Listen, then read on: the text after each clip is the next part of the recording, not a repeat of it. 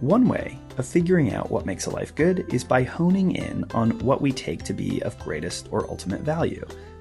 Suppose, with Aristotle, that all we do is directed at the acquisition of some particular good.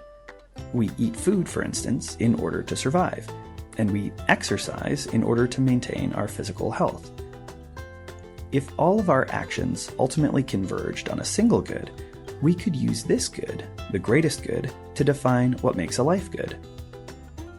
One way of answering our question, what makes a life good then, is to figure out what good or goods all of our actions are ultimately aiming at. Try this. Take out a sheet of paper and write down 10 or 15 actions that you perform on a regular basis.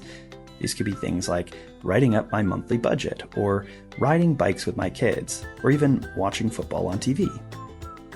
Now ask yourself, for each of these listed items, why do I perform this action or engage in this activity? If there's an answer to this question, draw an arrow and write it down. For instance, I write my budget so that I can buy the essentials, and I buy the essentials so that my family survives and stays happy. Whenever you get to a point where there's no further explanation, circle that list item.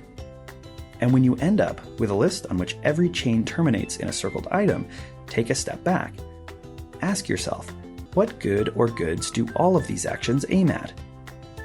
Whatever your answer is to this question, this is your ultimate good.